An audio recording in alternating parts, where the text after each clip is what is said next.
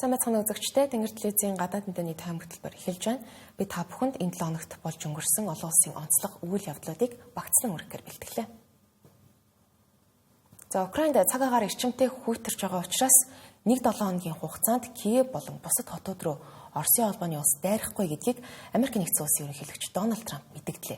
За тэрээр Оросын холбооны улсын ерөнхийлөгчтэй утсаар ярьж Украин руу хэсэг хугацаанд дайрахгүй байхыг асуухад зөвшөөрсөн гэсэн юм. Мөн олон ч зөвлөхүүд нь Путинтэй утсаар битгийгээр одоо Трампын хүснээр болохгүй дэмийл дуудлага болно гэж хэлсэн ч гэсэн эцэст нь Путин зөвшөөрсөн гэдгийг Америк нэгдсэн улсын ерөнхийлөгч цагаан ордноос сэтгүүлчдэд хандаа мэдээллээ. За Украинчууд энэ талаар сонсоод итгээгүйч баяртай байгаа. Энэ хүйтэнд дайны цохилтод өртөх хэцүү байгаа гэдгийг мэдэж байна гэж Америк нэгдсэн улсын ерөнхийлөгчийн хүү хэлсэн байгаа юм. Тодруулах юм бол Оросын цохилтын улмаас Украинд цахилгаан эрчим хүч сүүлийн өдрүүдэд тасалдаж олон сая хүн халаалт тоггүй нөхцөлд амьдрахад хүрсэн. За эрчим хүчний компаниуд нь хэдий цаг бүртэн арга хэмжээ авах гэж хичээж байгаа ч гэсэн ар араасаа нэмэгдэж байгаа дайралтуудын улмаас бүрэн арга хэмжээ авч амжихгүй байгааж. За хэдий тог ирсэн ч гэсэн хэдэн цагийг л аргалж дөнгөж байгаа бөгөөд айл өрхүүдийн халаалтыг бүрэн хангаж шийдэж чадахгүй ийм нөхцөл байдалд украинчууд өнөөдөр амьдарч байна. За гэхдээ Украин руу дайрахгүй байх талаар Америк нэгдсэн улсын ерөнхийлөгчийн мэдээллийг Оросын холбооны улсын ерөнхийлөгч Владимир Путин баталсан ямар нэгэн мэдээлэл бол гараагүй. Харин Украины ерөнхийлөгч Володимир Зеленский Трампын мэдээллийг таатайгаар, нааштайгаар хүлээн авч байгаа гэдгийг илэрхийлж Путин амлалтандаа хүрнэ гэж найдаж байна гэсэн юм. Зеленский цахим хуудасаараа дамжуулан талууд энэ асуудлаар Абу Дабид өнгөрсөн 7 хоногт уулзахдаа хэлэлцсэн. Тиймээс хэрэгжнэ гэж итгэж байна гэжээ.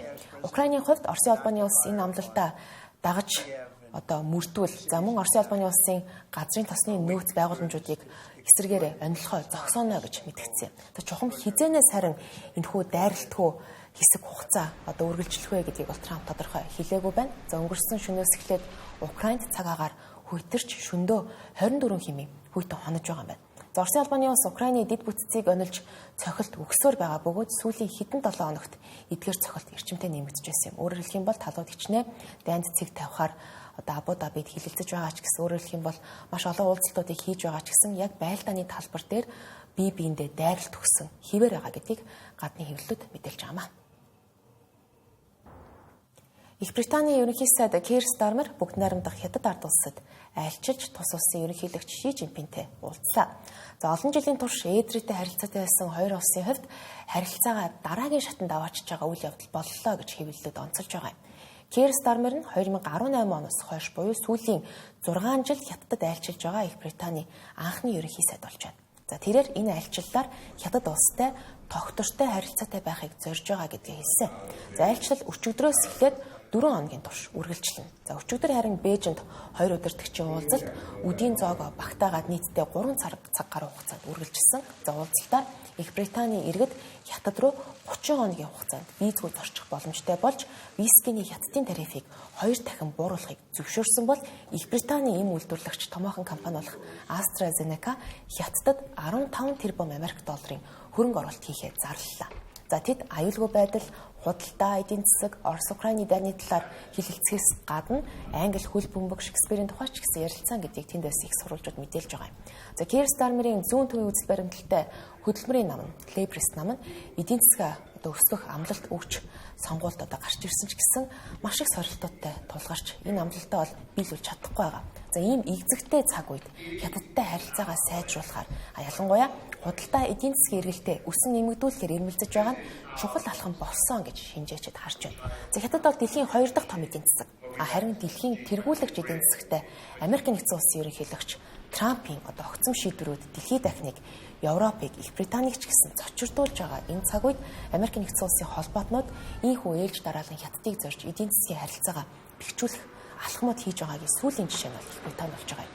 За гэхдээ Кир Стармерийн хятад дахь айлчлалыг шүүмжилж байгаа хүмүүс цөөнгүй байгаа гэдгийг дурдсан зүйтэй. Тодруулах юм бол Их Британи болон Америк нэгдсэн улсын зарим улс төрчид хятадыг тагнуул хийгээд хүний эрхийн зөрчлийн асуудлуудтай холбоотой байгаа ийм цаг үед Их Британий ерөнхий сайд тус улсыг зорж байгаа нь тиймч оновчтой алхам бишээ гэж шүүмжилж байгаамаа. За хятад улсад дотооддоо сүүлийн 7 хоногт томоохон асуудал гарсан талаар гадны хэвлэлд онцолж бичих болсон. Тодруулах юм бол Бүгд найрамдах Хятад ард улсын ардын чөлөөлөх армийн дотор цэргийн төв зөвлөлийн орлогч дарга Жан Юша, цэргийн төв зөвлөлийн нэгдсэн штабын дарга Лю Жэнлинаар холбогдсон ийм авилгын хэрэг гараад байгаа. За Хятадын цэргийн төв зөвлөлийн удирдлага нь угтаа 7 гишүүнээс бүрддэгч ийхүү нэр бүхэн авилгын хэрэгт холбогдсон албан тушаалтнуудыг огцруулснаар 2 гишүүн үлдэж байгаагийн нэг нь Хятадын ерөнхийлөгч Ши Жинпин өөрөө юм. Ингэснээр Ши Жинпинд Хятадын цэргийн бүх эрх мэдэл төвлөрч байна гэж аюулгүй байдал судлаачид онцолж байна. Хятадын цэргийн өндөр албан тушаалтнуудыг огцруулсан энэ хүү явдал нь маш гинтийн байсан гэдгийг судлаачид энэ тэргуунд хэлж байгаа. Тодруулах юм бол олон улсын Азийн нийгэм дэлхийн бодлогын институтын судлаач Лил Морисын хэлснээр Хятадын ардын чөлөөллийн арми маш игзэгтэй эмх замбраагүй болчихлоо гэж дүгнжээ. За энэ хүү цэвэрлэгээний шалтгааны талаар судлаачид өөрөөр байр суурь мөн илэрхийлж байна. Сингапурын үндэсний их сургуулийн профессор Чон Жаяны хувьд холбогдох албан тушаалтнууд цөмийн зэвсгийн талаарх нууц мэдээллийг Америкийн нэгдсэн улсад задруулсан байж болзошгүй, аль эсвэл төрийн эрхийг авах гэж оролцсон гэх мэт маш өргөн хүрээнд таамаглалуудыг дэвшүүлж байгаа. За гэхдээ тэднийг хууль дүрмийг ноцтой зөрчсөн хэрэгээр шалгаж байгаа гэж зарласан бөгөөд дийлэнхтэй энэ тохиолдолд буюу шалгаж байгаа гэж байгаа тохиолдолд авилгын хэрэг байдгаа гэдгийг бусад судлаачид хэлж байгаа юм. За эндээс юу харагдаж байна вэ гэвэл эцсийн дүндээ Ши Жинпин ерөнхийлөгчийн эрх мэдэл улам батжиж байна. Нөгөө талдаа Бээжингийн мэдээллийн ил тод бус байдлаас болоод ийхүү янз бүрийн яриа таамаглалууд гарахад хүргэж байгаа юм гэж профессор Чон Жаян BBC агентлагт дүгнэлтэд хуваалцсан байна. За түүнчлэн энэ үйл явдал Хятадын коммунист нам авилгын хэрэгт холбогдсон хэмбугаач албан тушаалаас үл хамааран хатуу шийтгэгддэг юм а гэдгийг харууллаа гэж тэрээр тодорхойлжээ. За олон нийтэд ил болсон байгаа мэдээллүүдээс харахад Хятадын төрийн мэдлийн хэвлэл ардын чөлөөлөх армийн цэргийн төв зөвлөлийн орлогч дарга Жан Юша, за цэргийн төв зөвлөлийн нэгдсэн штабын дарга Лю Жэнлин нарыг шалгаж байна гэж мэдээлсэн нь тэдний ял авах нь тодорхой нөхцөл байдал үүссэнийг харуулж байгаа. За мөн Хятадын коммунист намаас урвсан гэж тодорхойлж байгаа юм. Бүс нутгийн аюулгүй байдлын эзэгтэй үед Ши Жинпиндийнхүү цэргийн бүх эрх мэдэл төвлөрч байгаа нь цаашдын цэрэг армийн шийдвэр түүнээс шууд хамааралтай болохыг илтгэж байна гэж бас шинжээчд хэлж байна. За 2012 оноос хойш цэргийн төв зөвлөлийг тэргүүлж байгаа Ши Жинпин авилгыг Хятадд учирч байгаа хамгийн том аюул юм а гэж тодорхойлдог. 2013 онд Бүгд найрамдах Хятад ард улсын ерөнхийлөгчийн албан тушаал томилогдсноос хойш тэрээр цэргийн болон төрийн эрх мэдлийн бүх төвшөнд авилгатай тэмцэх ажлыг бол эрчимжүүлж ирсэн. За шүүмжлэгчид түүнийг харин авилгатай тэмцэх энэхүү кампанит ажлыг буюу энэхүү нэрийдлэр өрсөлдөгчдөө явуулах зорилгоор бас ашиглаж хийдгээч гэж бас үздэг. За тэгвэл нөгөө талд Хятадын батлан хамгаалах яамнаас Жан Юшаг шалгаж гиснийг албан ёсоор зарлснаас хойших анхны ээлжид хэвлэлийн баг хурлаа өчигдөр зохион байгуулсан байна. За энэхүү хэвлэлийн баг хурлыг батлан хамгаалах яамны хэвлэлийн төлөөлөгч Зямбин даргалж нийт 80 орчим минут үргэлжилсэн. За энэ хугацаанд 30 гаруй асуултанд хариулснаас 10 орчим асуултанд буюу 3-ны 1 нь Жан Юшагийн хэрэгтэй шууд холбоотой байсан юм. За эдгээр асуултыг голчлон гадаадын хэвлэл мэдээллийнхээ харин асуусан байна. Тухайлх юм бол Америкийн нэгдсэн улсад цөмийн зэвсгийн мэдээлэл алдагдуулсан гэж гараад байгаа энэхүү цуу яриа үнэн үү гэж асуухад Зямбин та бүхэн албан ёсоор нийтлэгдсэн мэдээллийг баримталж үндэслэлгүй таамаглал дэвшүүлэхгүй байхыг хүсье гэж хэлсэн. За түүнчлэн Хятад Америкийн армийн харилцаа холбооны асуудлаар Жан Юшаг шалгаж байгаа нь Хятад Америкийн цэргийн харилцаа холбооны сургуутад нөлөөлөх үү гэж асуухад батлан хамгаалах яамнаас Хятадын арми нээлттэй хамтын ажиллагааны зарчмыг үргэлж баримтласаар ирсэн харилцан хүндэтгэх үндсэн дээр бусад орны армиудтай яриа хэлцэл солилцоог үргэлжлүүлэн авилгатай тэмцэх ажиллагаа нь армийг сулруулахгүй харин ч байлдааны чадварыг дээшлүүлж цэвэр байдлыг бэхжүүлэхэд тустай гэж хэлсэн байна. За батлан хамгаалах яамны албан ёсны вебсайтад энэхүү хэвлэлийн баг хурлын бичмэл тэмдэглэлийг нийтэлсэн боловч Жан Юшатай холбоотой тодорхой асуулт хариултуудыг харин бүрэн оруулаагүй. За мөн эмзэг агуулгуудыг хасаж зөвхөн ердийн бөгөөд эмзэг бус хэсгүүдийг үлдээжээ. Дараагийн мэдээллийг хүргэе. Уур амьсгалын өөрчлөлтийн тухай Парисын хэлэлцээрээс Америкийн нэгдсэн улс албан ёсоор гарлаа. Парисын хэлэлцээр нь уур амьсгалын өөрчлөлтийн нөлөөг сааруулж хүлэмжийн ялгарал багтай хөгжлийг дэлхийд даяар бий болгох. За мөн дэлхийн долларлыг аж үйлдвэрчлэлтийн өмнөх үетэй харьцуулахад 2 хэмээс хэтрүүлэхгүй байж улмаар 1.5 хэм хязгаарлах амлалтыг дэвшүүлсэн түүхэн ач холбогдолтой олон улсын хэмжээний ийм томоохон бичиг баримт. За тиймдээ ч 2015 онд дэлхийн 200 гаруй улс үүнд бол нэгдсэн. Харин Трамп ерөнхийлөгч яг нэг жилийн өмнө ерөнхийлөгчийн үүрэгт ажиллаа дахиж хүлээж авсан даруйда энэ хэлэлцээрээс Америк нэгдсэн улс гарна гэдгийг зарлаж байсан юм. За гарах үйл явц нэг жил үргэлжилдэг бөгөөд энэхүү Америк нэгдсэн улс тус гэрээнээс албан ёсоор гарлаа. За Америк нэгдсэн улс энэ гэрээнээс гарснаар ямар үр дүн, за нөгөө талд үр дагавар үүсэх вэ гэдэг асуулт гарч ирнэ. Юун төрөнд Америк нэгдсэн улс хүлэмжийнхээ хаягдлыг бууруулах тал дээр хариуцлага хүлээхгүйгээс гадна Америкийн төлөөлөгчид уур амьсгалын асуудлаар хилэлцдэг олон улсын хурал чуулгануудад оролцохгүй. За мөн уур амьсгалын өөрчлөлтөд дасан зохицож түүний үр дагавраас хамгаалахад нь буурай хөгжилтэй орнуудад тусламж үзүүлдэг хөтөлбөрүүдийн санхүүжилт нь мэдгэдэггүй хэмжээгээр буурна гэсэн. Яагаад гэвэл Америк нэгдсэн улс бол эдгээр хөтөлбөрийн ихэнхийг нь санхүүжүүлдэг байсан. За хүлэмжийнхээ ялгаруулалтаар дэлхийд нэгдүгээрт бүгд найрамдах хятад ард улс ордог бол удаах байранд Америк нэгдсэн улс ордог. Товчхондоо энэ гэрээнд нэгдсэн аж үйлдвэржилт өсрөнгөө хөгжсөн хөгжингөө орнууд томоохон үүрэг амлалт хүлээх ёстой боловч нэг том улс нь ингээд гарснаар эргээд аж үйлдвэрчлэлтийн өмнөх үетэй харьцуулахад ихссэн үр дагавар үүсэх эрсдэлтэй. За Америк нэгдсэн улс энэ гэрээнээс гарч байгаа эхний тохиолдол гэхдээ энэ биш. Трамп анхны бүрийн эрхийнхээ үед тус гэрээнээс гарсан ч гэсэн Жо Байдны эцэг захиргааны үед бол Америк нэгдсэн улс эргээд нэгдсэн байдаг. За Трампын хувьд уур амьсгалын өөрчлөлтийн асуудлыг төдийлөн бодит тулгамдсан асуудал биш гэж үздэг бөгөөд нэг ялангуяа Парисын хэлэлцээр шиг олон улсын гэрээ, за мөн байгууллагуудын үйл ажиллагаанд итгэдэггүй гэж хэлжгээд бол буруутгахгүй. За үүнээс гадна Дэлхийн эрүүл мэндийн байгууллагаас Америк нэгдсэн улс энэ сард мөн албан ёсоор гарсан билээ. За Европ даяар хүүхдийн нэмэлт тижээлүүдийг зах зээлээс татаж эхэлсэн.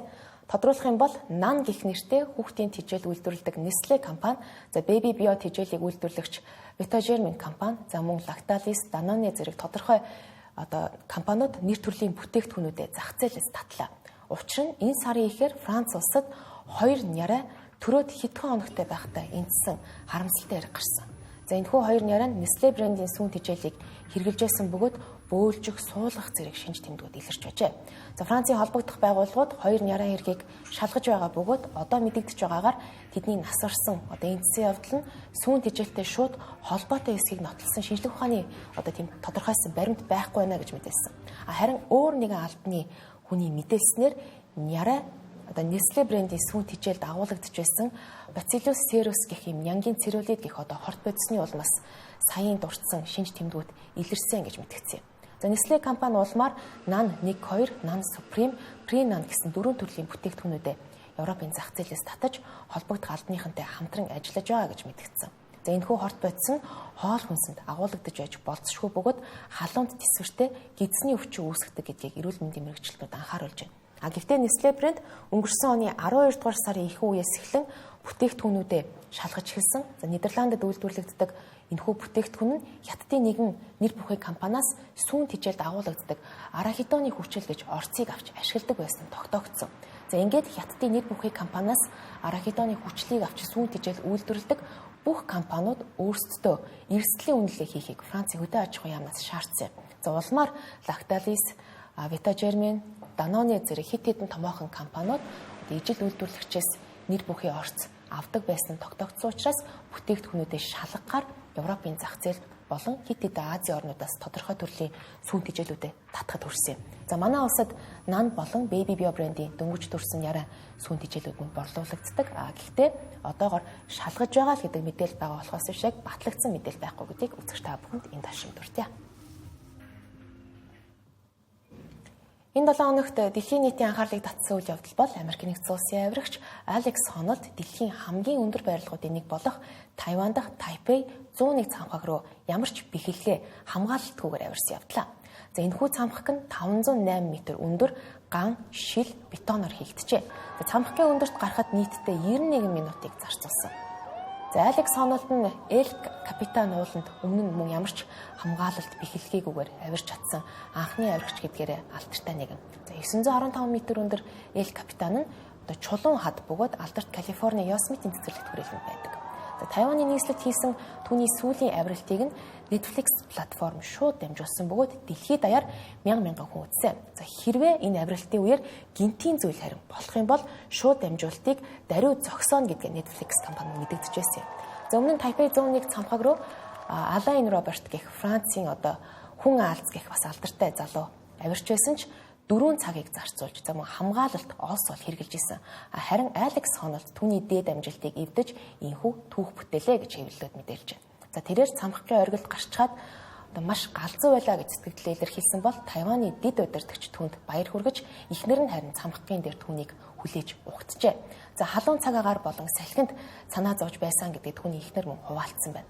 За Тайпей 101 нь 2004 оноос 2010 оны хүртэл дэлхийн хамгийн өндөр барилга гэж тооцогдож исэн бөгөөд одоо харин Дубайн Бурж Халифа барилгыг одоо хамгийн өндөр гэж тооцогддог. За Алекс Хоналд амьдралынхаа туршид маш олон эрсдэлтэй, аюултай авиралтуудыг хийж байсан бөгөөд түүний Эл Капитанд авирч байсан түүхээр хийсэн баримтат кино Оскарын шагналыг мөн авч байсан юм а.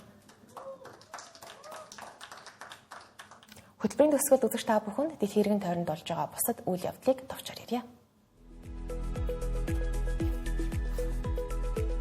Америкийн нэгдсэн улс Гренланд Данийн төлөөлөгч нар 1-р сарын 28-нд уулзаж Гренландын асуудлаар хэлэлцжээ.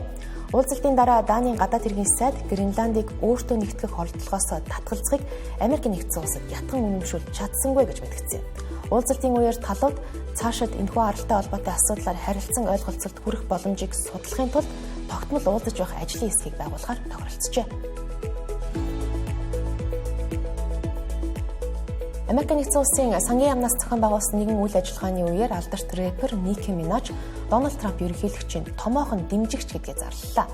Рэпер бүсгүй өнгөрсөн оны 11-р сараас эхлэн Трампын санаачилж байгаа үйл хэргүүдийг дэмжиж байгаа гэдгээ нээлттэй илэрхийлж холбооны засгийн газрын шинэ хөтөлбөрт зориулж хандив өгнө гэдгээ илэрхийллээ.